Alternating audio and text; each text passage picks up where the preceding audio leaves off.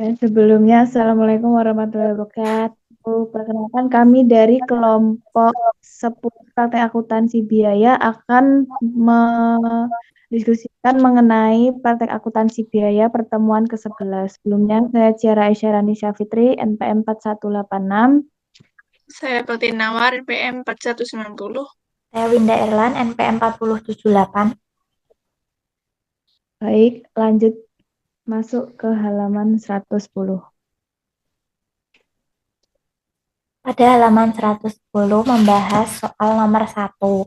Apabila penjualan produk sampingan diperlakukan sebagai pendapatan lain-lain pada PT Sugarindo bulan Mei 2016, biaya produksi gabungan yang akan dialokasikan ke produk-produk gabungan tidak akan berubah, yaitu tetap sebesar yang proses 1 2.739.800.000 ditambah proses 2 1.520.200.000 hasilnya 3.900.000.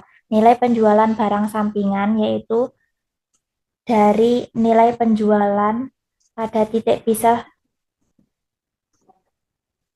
dari penjualan dalam ton selama bulan Mei 2016 sebesar 40.000 ton dikali 10.000 dari nilai penjualan pada titik pisah batas proses 1 dikurangi 2.500 dari biaya muat 2.500 per ton belum dikurangkan ketika menghitung nilai ini sehingga dikurangkan hasilnya 40.000 ton dikali 7.500 ketemu 300 juta.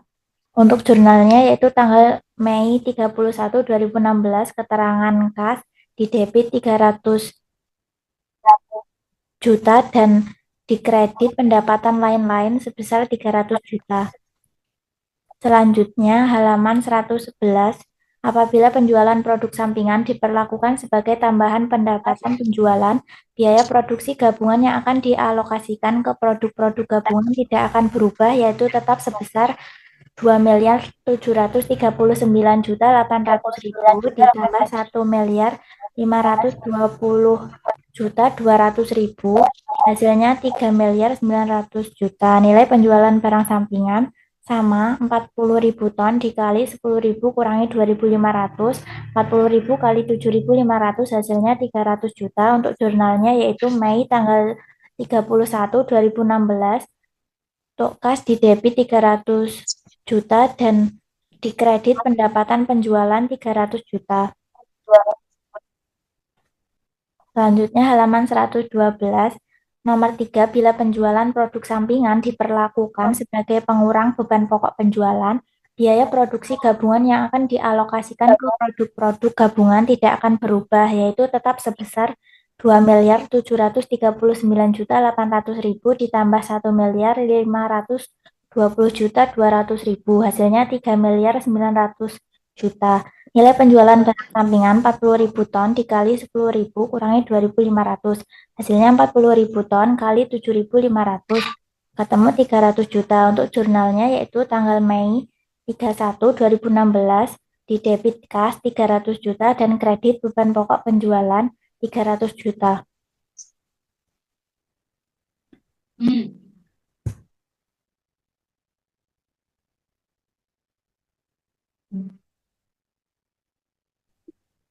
Selanjutnya untuk nomor 4, suara aku kedengeran kan ya ini?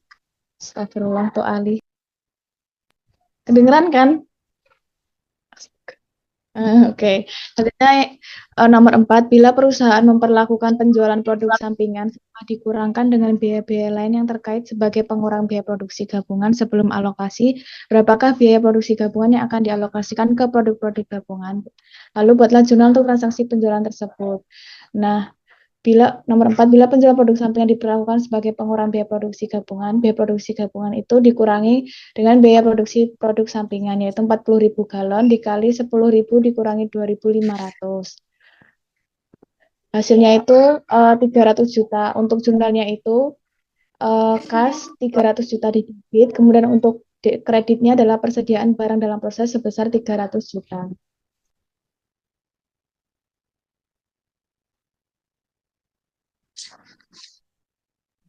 Selanjutnya untuk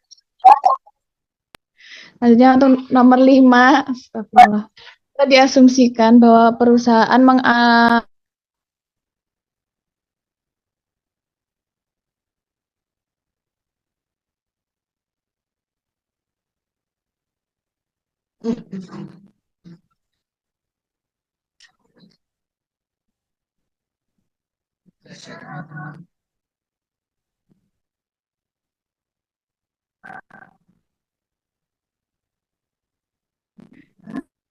Selanjutnya untuk nomor 5, bila diasumsikan bahwa perusahaan menggunakan metode sebagaimana disebutkan dalam poin 4 di atas, hitunglah alokasi biaya produksi gabungan untuk bulan Mei 2016 dengan menggunakan metode yang pertama adalah metode harga pasar, yaitu produknya ada kristal gula dan juga tetes gula. Untuk harga pasar final per tonnya itu ada 1.560.000 dan tetes gula sebesar 143.750.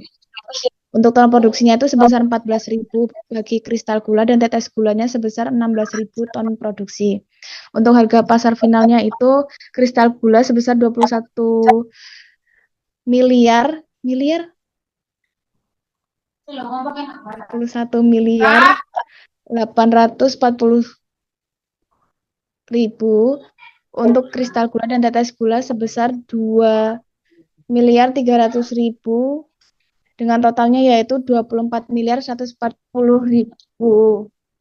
Untuk biaya pemrosesan setelah titik pisah batas 2-nya itu untuk kristal gula sebesar 1.140.000 dan untuk tetes gulanya 0. Untuk harga pasar hipotesisnya kristal gula sebesar 20.700.000 dan untuk tetes gula itu sebesar 2.300.000 dan didapatkan total 23 miliar. Untuk persentase harga pasarnya tetes gula itu sebesar 90%, kristal gula untuk tetes gulanya sebesar 10% dan didapatkan total 100%. Lalu untuk pembagian biaya produksi gabungannya itu sebesar kristal gula sebesar 3.240.000 dan tetes gula sebesar 300 juta. Lalu didapatkan totalnya itu 3.600.000. Untuk yang B itu ada metode biaya rata-rata per unit, yaitu rata-rata tertimbang per unit sama dengan total biaya produksi gabungan dibagi total rata-rata tertimbang, yaitu 3.600.000 dibagi 200.000 sama dengan 18.000. Untuk produknya masih sama, yaitu kristal gula dan tetes gula. Untuk total produksinya juga masih sama. Poinnya itu kristal gula 12 dan tetes gula itu sebesar 2. Untuk rata-rata tertimbangnya itu kristal gula sebesar 168.000 dan tetes gula itu sebesar 32.000 dan didapatkan hasil 200.000. Untuk biaya per unitnya kristal gula mendapat 18.000 sama bagi tetes gula yaitu sebesar 18.000. Untuk pembagian biaya produksi gabungannya itu kristal gula sebesar 3.024.000 dan tetes gulanya itu sebesar 576 juta, lalu dapatkan hasil 3.600.000. Untuk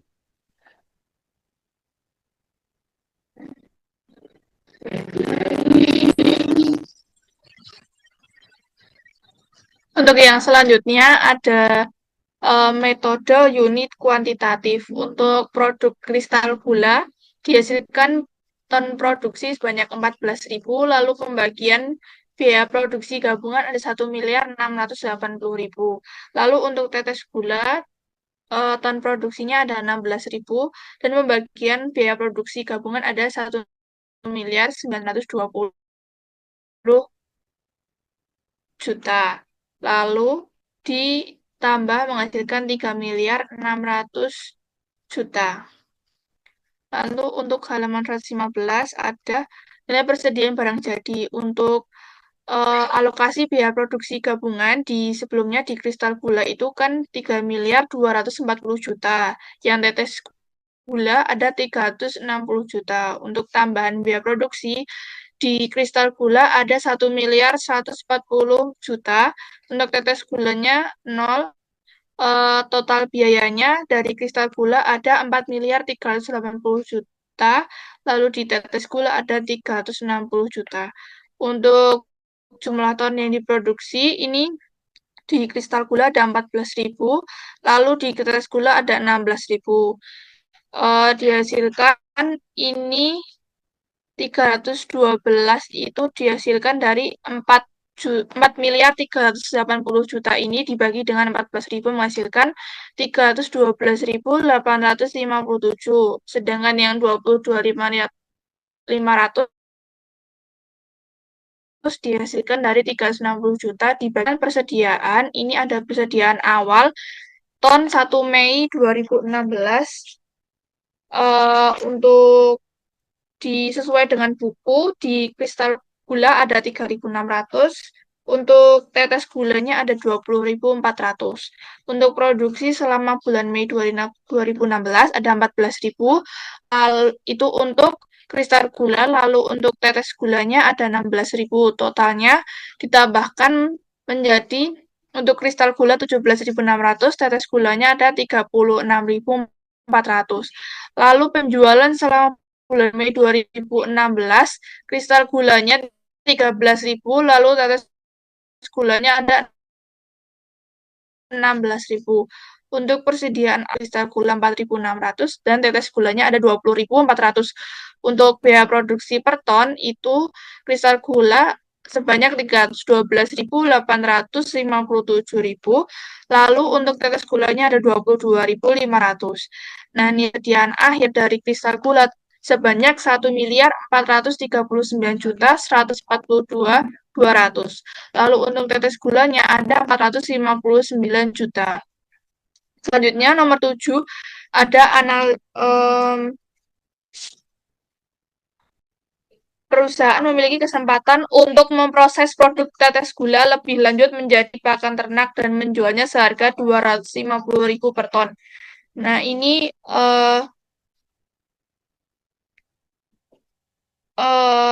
jika perusahaan menggunakan metode bagaimana dimaksudkan dengan nomor 5A, miliar 40 juta. Nah, untuk pendapatan penjualan per ton setelah pemrosesan lebih lanjut itu kan tadi 250.000 per ton. Lalu pendapatan penjualan per ton pada titik pisah batas ada 143.750. Nah, lalu selisihnya itu ada 106.250. Selanjutnya ada biaya pemrosesan tambahan per ton sebanyak 65.000, itu didapatkan dari 1.040 juta dibagi dengan 16.000 ton. Untuk selanjutnya laba rugi per galon jika memproses lebih lanjut sebanyak 41.250. Nah, jadi PT Sugarindo sebaiknya memproses lebih lanjut produk tetes gula karena menguntungkan.